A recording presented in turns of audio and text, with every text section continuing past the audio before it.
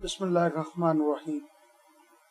आज की अफसोसनाक खबर, फैसलाबाद के इलाका जार रोड पर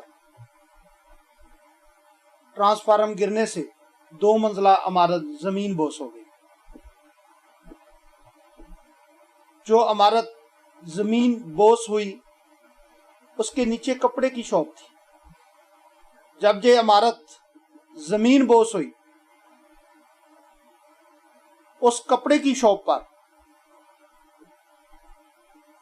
गाहक कपड़े की खरीदारी कर रहे थे।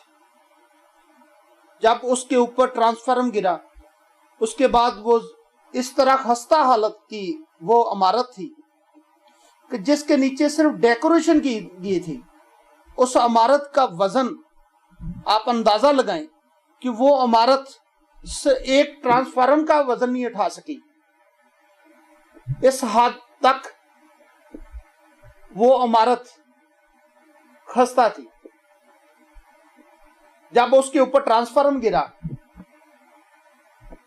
वो इमारत फौरी जमीन बोस हो गई और उसके नीचे जो शॉप पर खरीदारी कर रहे थे लोग, वो भी उसके मलबे के नीचे आकर दब गए। बताया गया है कि रेस्क्यू की टीम और पुलिस ने फौरी कार्रवाई करते हुए एक औरत को जिंदा बचा लिया और 2 मर्दों को, और बाकी कितने लोग उस मलबे के नीचे हैं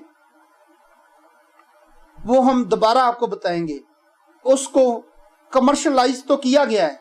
उस इलाके के लोगों ने अपनी जो वो इमारतें कमर्शलाइज करवा दी हैं, उनके नीचे छोटी छोटी दुकानें बना दी हैं, क्योंकि वो इमारतें अपने पैरों पे खड़ी नहीं थी। उनके नीचे शॉप तैयार करके सिर्फ चंद पैसों के लिए, अपनी लालच हवस को पूरा करने के लिए, आज आपने वो नतीजा देख लिया।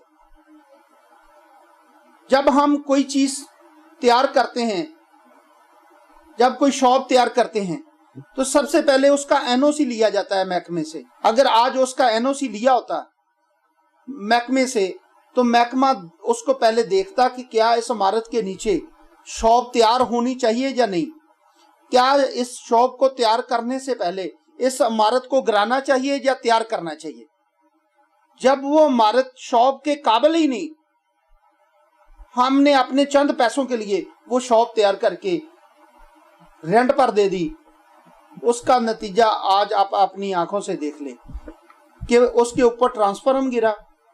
ट्रांसफार्मर गिरने से वो इमारत 2 मंजिला इमारत जो है वो जमीन बोस हो गई, और उसके नीचे जो किराए पर दी गई शॉप थी, कपड़े की शॉप थी, उसमें जो खरीदारी कर रहे थे गाहक, वो भी उसके मलबे के नीचे आकर दब गए।